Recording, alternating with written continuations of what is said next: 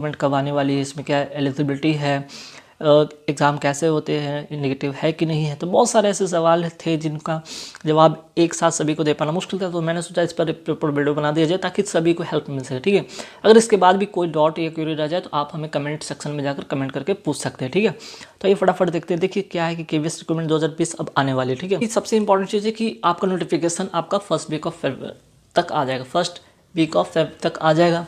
लेकिन कंडीशन ये है कि अभी से आपको तैयारी करनी होगी, क्योंकि आपका इसमें जो सिलेबस है काफ़ी बड़ा है। ठीक है, जो सिलेबस इसमें काफ़ी बड़ा है और इसके लिए अभी से आपको प्रिपरेशन करने होंगे। देरी आप मत करें। ठीक है, कहने का मतलब देर नहीं करेंगे इसमें। आप ये नहीं कि आप नोटिफिकेशन का इंतजार करते हैं कि चलते आप सिलेबस पे ध्यान नहीं देंगे तो सिलेबस के थोड़े बड़े हैं, तो इसलिए आप अभी से ही इस पर लग जाएं। ठीक है, क्योंकि इतना मान के चलो कि आपको फरवरी तक आपका इसका नोटिफिकेशन आ जाना है और मार्च तक आपका इसका एग्जामिनेशन होना तय है। ठीक है, अब बहुत सारे यहाँ पे कैंडिडेट सोच रहे हैं इसमें कितने सारे पोस्ट आ सकते हैं। तो देखिए कुल मिलाकर यहाँ पे लगभग 7000 के आसपास में पोस्ट आ सकते हैं। ठीक है, हालांकि इसमें बहुत सारे जो आपका PGT PRT TGT है उसमें ठीक है, बहुत सारे कैंडिडेट पूछे कि भाई इसका एग्ज़ाम ऑफलाइन होगा कि ऑनलाइन होगा। तो देखिए इसका एग्ज़ाम होगा ऑफलाइन। ठीक है, रिक्रूटमेंट की बात करते हैं तो ये हर साल रिक्रूटमेंट इसकी आती है। सबसे इंपॉर्टेंट चीज़, बहुत अच्छी बात है कि भाई हर साल ये रिक्रूटमेंट लेकर आते हैं।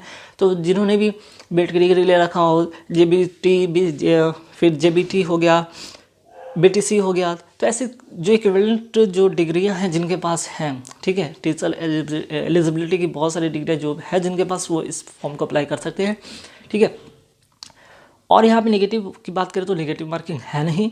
इंटरव्यू होता है, बिल्कुल होता है, PGT PRT और यहाँ पे TGT। ठीक है, TGT में सब ठीक है, तीनों में यहाँ पे इंटरव्यू प्रोसेस होते हैं। ठीक है, अब आते हैं CTET। तो CTET किसके लिए ज़रूरी है? तो CTET जो है कि PRT और PGT वाले जो भरेंगे उनके लिए CTET का पेपर ज़रूरी है। PGT वाले के लिए CTET के पेपर ज़रूरी नहीं है। इसमें भी PRT और PGT में यहाँ पे क्या है कि PRT वाले जो होंगे CTET पेपर 1 इसमें इनका होगा एलिजिबिलिटी, और इसमें जो PGT वाले हैं, सॉरी यहाँ पे TGT लिखना था। ठीक है, PRT हो गए और एक हो गया TGT, यहाँ पे TGT होगा। TGT वाले के लिए पेपर 2 नेसेसरी है। ठीक है, तो आप सुधार लेंगे PRT और TGT। PRT वाले के लिए CTET पेपर 1 और TGT के लिए यहाँ पे CTET पेपर 2। ठीक है, ध्यान रखिएगा। और यहाँ पे बात हो रही थी प्राइमरी टीचर की, हाँ PRT की तो बात हो गई, TGT की बात हो गई। तो यहाँ पे ध्यान रखिएगा, थोड़ा सा यहाँ पे सुधार लीजिएगा। एक ही जगह प्रिंट हो गया है, PGT 2 बार हो गया, तो यहाँ पर TGT आप कर लेंगे। तो PRT और PGT वाले मैं फिर से बता दूँ कि CTET पेपर 1 इसमें होने चाहिए क्वालिफाई, और PGT वाले CTET पेपर 2 क्वालिफाई होने चाहिए। ठीक है, जिसमें कि 1 to 5 होते हैं, इसमें 1 to 5 और इसमें होते हैं 6 to 8, है ना।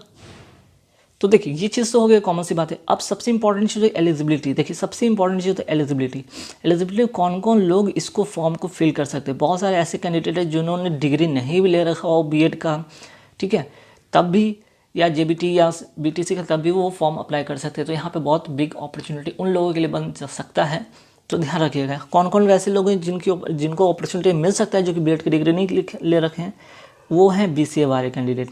अगर BCA वाले कैंडिडेट, ठीक है, अगर BCA और साथ ही साथ PG अगर उस सब्जेक्ट में कर रखा है तो बेशक आप इस फॉर्म को भर सकते हैं। ठीक है, बेशक आप इस फॉर्म को भर सकते हैं।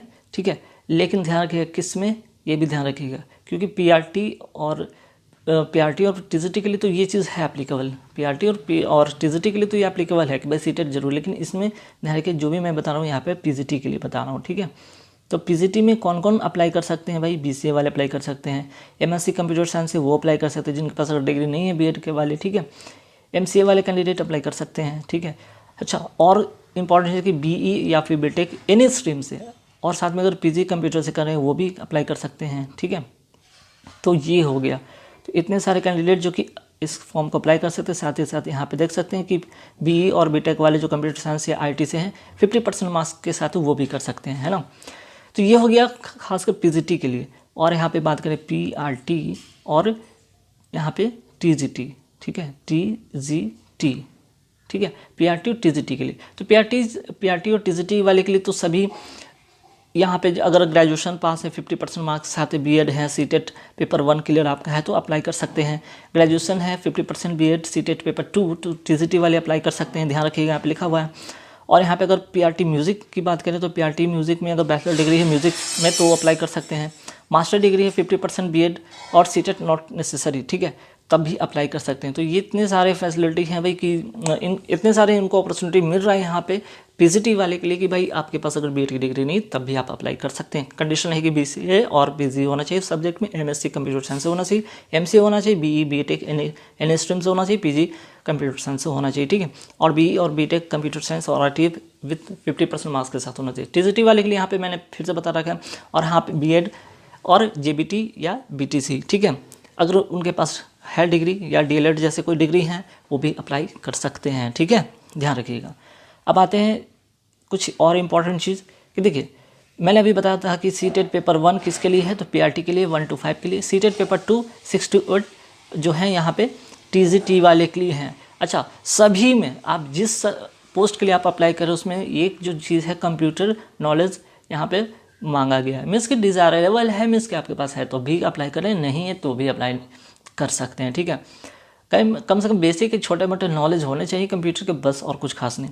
अब आते हैं यहाँ पे सिलेबस की बात कर ले फटाफट। तो सिलेबस में देख लीजिए पीजीटी पीआरटी का जो है 150 मार्क्स का पेपर होता है, ध्यान रखिएगा, जिसमें कि कॉमन में क्या क्या पूछा जाता है, pedagogy, reasoning, English, Hindi, computer, ठीक है, जो कि 70 मार्क्स के होते हैं टोटल। और यहाँ पे टोटल 80 मार्क्स के जो स्पेसिफिक सब्जेक्ट होते हैं जैसे English, Hindi, EVS, math 20 marks के होते हैं।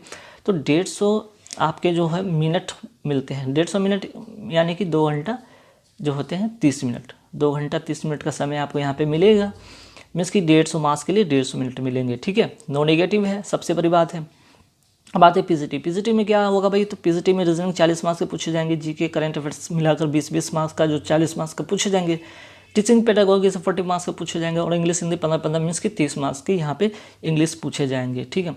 और मैं एक बार फिर से पर्टिकुलर जो पीआरटी वाले हैं, जो पीजीटी वाले हैं या टीजीटी वाले हैं, उनको यहाँ पे प्रॉपर मैं यहाँ पे जो है एलिजिबिलिटी मैं लिख दिया हूँ कि जैसे कि पीआरटी वाले हैं जो कि 50% ग्रेजुएशन होना चाहिए, बीएड होना चाहिए, सीटेट पेपर 1 होना चाहिए, competence to teach through Hindi और इंग्लिश मीडियम, मीन्स कि आपको इंग्लिश और हिंदी मीडियम में पढ़ाने की कुशलता होनी चाहिए। प्राइमरी म्यूज़िक टीचर वाले के लिए ध्यान रखिएगा कि बैचलर डिग्री इन म्यूज़िक होना चाहिए। Competence to teach through Hindi and English medium same चीज़ है इसमें भी, ठीक है। तो बस पीआरटी म्यूज़िक वाले के लिए बस यहाँ पे एक चीज़ है, बैचलर डिग्री इन म्यूज़िक है, अप्लाई कर दें, ठीक है। अब आते हैं टीजीटी वाले की बात करते हैं। तो टीजीटी में क्या भाई, ग्रेजुएशन 50% बीएड होना चाहिए और सीटेट पेपर 2 क्लियर होने चाहिए, ठीक है। और यहाँ पे आते हैं पीजीटी की बात करें तो मास्टर डिग्री 50% बीएड होने चाहिए, ठीक है, competence to teach through Hindi और इंग्लिश मीडियम। तो यहाँ पे देख सकते हैं कि पीजीटी वाले के लिए मैं फिर से बता दूं कि बहुत सारे उनके अपॉर्चुनिटी थे, जैसे बीसीए वाले कैंडिडेट अप्लाई कर सकते थे, एमसीए वाले कैंडिडेट अप्लाई कर सकते थे, एमएससी वाले कैंडिडेट अप्लाई कर सकते थे, ये उनके पास ही अपॉर्चुनिटी है, ठीक है, उनके पास अपॉर्चुनिटी है। बीई वाले कैंडिडेट अप्लाई कर सकते थे, बीटेक वाले कैंडिडेट अप्लाई कर सकते थे, तो इनके पास बहुत सारे यहाँ पे अपॉर्चुनिटियाँ थी, ठीक है। थोड़े से कंडीशन थे, यहाँ पे कोई आपको बीएड की डिग्री यहाँ पे मांगा नहीं गया था, है ना, यहाँ पे नेसेसरी नहीं था, साफ तौर पे यहाँ पे बताया गया था कि पीजीटी वाले में यहाँ पे कोई नेसेसरी नहीं था, ठीक है। तो ध्यान रखिए यहाँ पे बीएड की अगर बात करें तो लिख देते हैं हम नॉट नेसेसरी, ठीक है, नॉट नेसेसरी, यहाँ पे कोई ज़रूरत नहीं कि बस आपके पास ये डिग्री होनी चाहिए बस, ठीक है, और कंप्यूटर की नॉलेज होनी चाहिए। नहीं, एक छोटा सा यहाँ पे नोटिफिकेशन अभी जो आने वाला है उसका एक यहाँ पे ओवरव्यू में दिखाया हूँ, ताकि आप इसके रिगार्डिंग आप अपनी तैयारी को शुरू कर सकते हैं। और जो भी कैंडिडेट हैं इस एलिजिबिलिटी जो फुलफिल कर पा रहे हैं वो आराम से कर सकते हैं। बहुत सारे कैंडिडेट होते हैं जो कि एलिजिबिलिटी पर ध्यान नहीं दे पाते और उनका अपॉर्चुनिटी मिस हो जाता है। तो बहुत सारे ऐसे कैंडिडेट आपको मिलेंगे जो बीसीए कर रखे हैं, जैसे कि एमसीए कर रखे हैं वो कर सकते हैं, एमएससी कर रखे हैं वो कर सकते हैं, ठीक है। तो किसके लिए भाई, मैं फिर से बता दूँ, पीजीटी वाले, ठीक है। तो यहाँ पे टीजीटी और पीआरटी के लिए बोला था सीटेट पास ज़रूरी नहीं है, ठीक है, और यहाँ पे सीटेट पास ज़रूरी नहीं है और यहाँ पे आप अप्लाई कर सकते हैं, है ना। तो ध्यान रखें ऐसे कैंडिडेट जो कि कंप्यूटर टीचर के वजह से में कंप्यूटर टीचर बनना चाहते हैं, ठीक है, तो कंप्यूटर टीचर के लिए बहुत ही अच्छा अपॉर्चुनिटी है।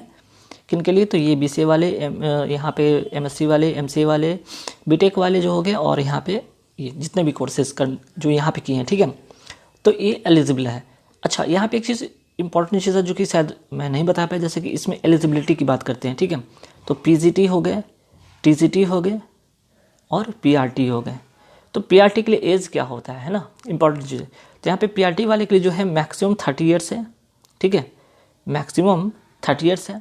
पीजीटी वाले ध्यान रखिएगा कि पीजीटी में जो है मैक्सिमम जो ईयर्स है यहाँ पे 40 ईयर्स है, और टीजीटी की बात करें तो मैक्सिमम जो एज है यहाँ पे 35 ईयर्स है, ठीक है। तो ध्यान रखिएगा। तो PGT, PRT, PGT, TGT, PRT 30 years, PGT 40 years और टीजीटी 35 ईयर्स। तो ऐसे कैंडिडेट जिनका एज है वो अप्लाई कर सकते हैं। साथ ही साथ यहाँ पे आपका जो है एज रिलैक्सेशन में आपका जो है छूट जो मिलेगा उसका आपको बेनिफिट भी मिल सकता है। जिनका अगर एज इससे क्रॉस कर चुका है तो वो इसकी एज रिलैक्सेशन के थ्रू वो फॉर्म को फिल कर सकते हैं, मीन्स कि उसका बेनिफिट आप उठा सकते हैं, है ना। तो गाइस बस एक छोटा सा नोटिफिकेशन था।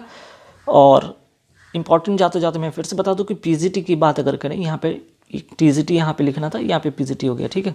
तो यहाँ पे ध्यान रखिए टीजीटी और यहाँ पे बात करें पीआरटी, ये दोनों के लिए आपका सीटेड जो है ज़रूरी है, ठीक है। पीजीटी के लिए सीटेड जो है यहाँ पे ज़रूरी नहीं है, ध्यान रखिएगा ये एक चीज़, ठीक है। तो कुछ पीजीटी वाले कोर्स है, मीन्स कि कुछ यहाँ पे एलिजिबिलिटी है जिसमें कि बीएड की डिग्री नहीं भी मांगा गया है, वो बिना बीएड के भी फॉर्म अप्लाई कर सकते हैं, ठीक है। और बाकी में आपका बीएड की या बीएड इक्विवेलेंट का जो है डिग्रियाँ हैं तभी आप अप्लाई कर सकते हैं, ध्यान रखिएगा, ठीक है।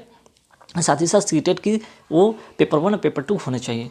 तो जैसे भी इसमें जो भी आपको मैं समझा सकूँगा, अगर समझ में आया तो ठीक है, नहीं तो आप कमेंट सेक्शन में आप जाके कमेंट कर सकते हैं, वहाँ से आप डायरेक्ट पूछ सकते हैं। उससे रिगार्डिंग मैं फिर से एक नया वीडियो लेकर आऊँगा जिसमें कि आपके बहुत सारे जो भी क्यूरी होंगे, कोई डाउट होंगे वो आपको क्लियर कर देंगे। गाइस बस इस वीडियो में इतना ही था। Thank you very much.